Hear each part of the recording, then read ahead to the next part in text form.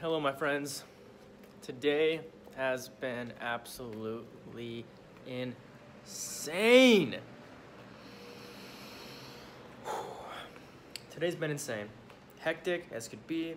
Things get rescheduled, things get shifted. I messed up a few times. I'm feeling a lot of pressure today to get things fixed, get things back on track. And I am very much looking forward to this float right now. I'm here after hours. I'm gonna set up the tanks. I'm gonna get them all ready, and we'll see what happens after this. But it's been an absolutely insane day, and I messed up a few times today. And I take full freaking responsibility. And things happen. Things unfortunately got in the way, or perception got shifted, and I wasn't where I should have been, and it was unfortunate for everybody, and I fucking feel horrible about it. I do. And so let's freaking recover. Been realizing that even when things don't happen the way they should, or the way that you would like them to, you still must move onward, and you still must move forward. And so it's been a big day full of lessons for me personally. I've been rocking the Celtic necklace from Chad, my boy, a homie, Expand member. He's a good man. He brought it back from Ireland for me. So thank you, brother. You're a freaking pimp. I love you. I appreciate you and your hard work with pads, your hard work with Expand for months now, about a year now, I believe, over a year maybe. So it's cool, man. You're a stud. I appreciate you. And it's float number 22. Let's freaking get it. Let's get it. Let's freaking recover. Let's rejuvenate.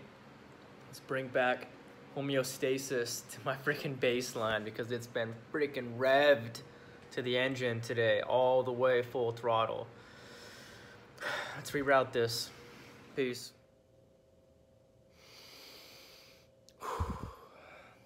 Greetings.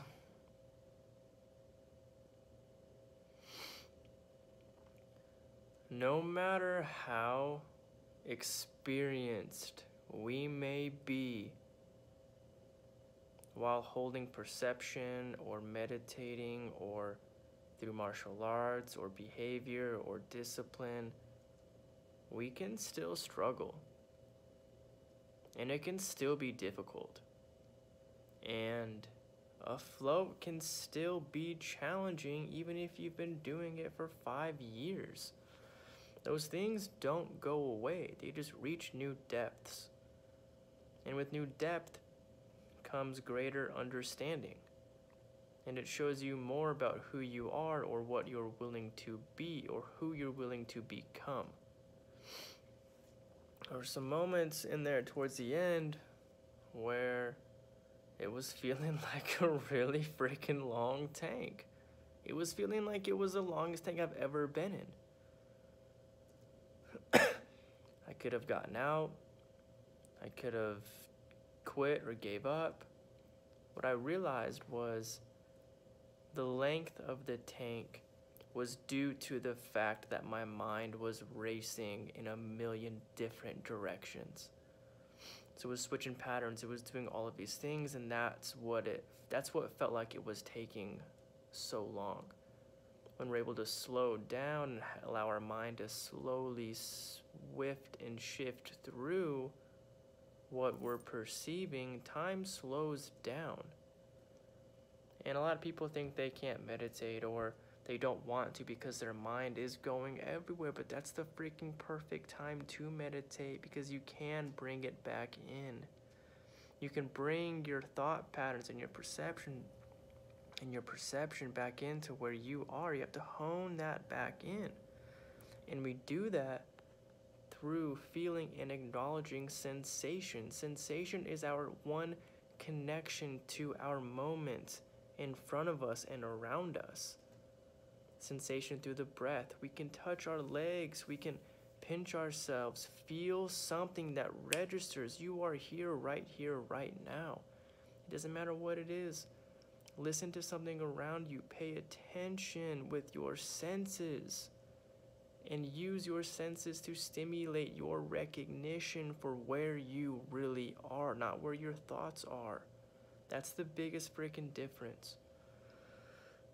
So I had to bring some of my own freaking tools at the end because I've been stressed. I've been thinking about a lot. I've been focusing on a lot, and my thoughts have been going freaking everywhere. It's not uncommon. We're people. It's about getting better at honing those thought patterns back into your own perception, to your behavior, because you want to be more in control of your thoughts than they are of you. One thing I realized in the tank, so freaking cool. I've said this to people that I work with and train and coach, but never on a platform like this. And I've had the unbelievable honor of working with some of the best freaking athletes out there, some of the best freaking coaches out there, UFC wrestling coaches, striking coaches, UFC fighters, top-notch athletes on the freaking planet. And I've worked with average people, if you want to call them that, just people walking around, human beings of just behavior. The only difference I noticed was how they took criticism and advice. That's the only difference I've seen between professional athletes and average people. Athletes get guided and they thank you for it. You go, oh, thanks coach, boom, and they adjust and they adapt and they fix and they move. And they adapt and they work their freaking butt off. They don't hear something that's not right and go, oh, okay, I'm sorry, I'm not doing it right. And they struggle and they're fatiguing mentally and physically to where like, oh, I can't do it, I'm not doing it well. None of that. None of that. It blows my freaking mind.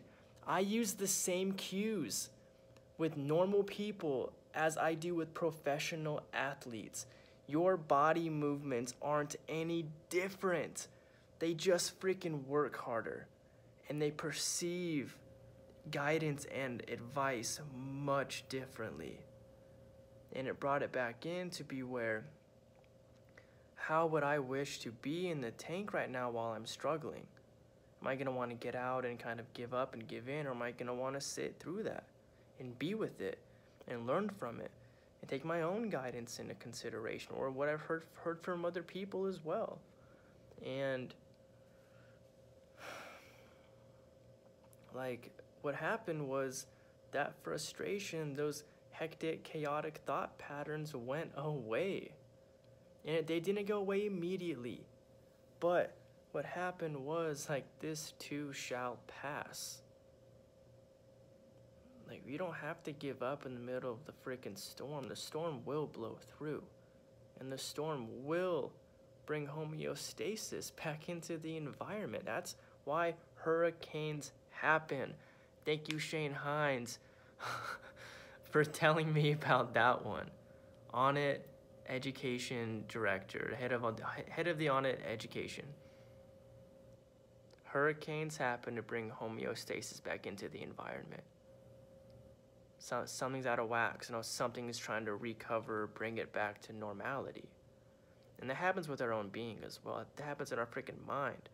And what happens is when we don't freaking meditate and we don't take a motherfucking moment to perceive and sit back and be, we get filled to the brim with chaotic patterns, and now we don't know where to freaking begin. It's not about doing it when you're overloaded. It helps when it's overloaded, and you must definitely do it when you're overloaded, but it's about preventing that process from taking over. And when you realize that you're overflowing, how do you bring it back? Because we all overflow.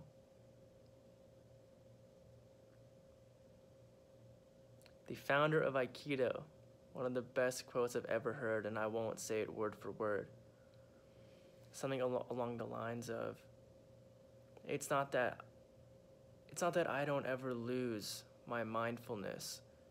It's that I regain it so quick that you would have never known I lost it in the first place. It's not about not losing your focus. It's about bringing it back in as if it was never gone in the first place. Quicker and quicker and quicker and quicker. Honing your perception back in within your own presence, within your own being. Much freaking love, everybody. There are struggles. We go through them. I'm going through them. I was going through them today in the tank. Feels so much better. Face them for real. Perceive them. Observe them. Bring it back in. Perceive. Hone. Gotta hone. For those of you who know me really well, hone means so much to me. Just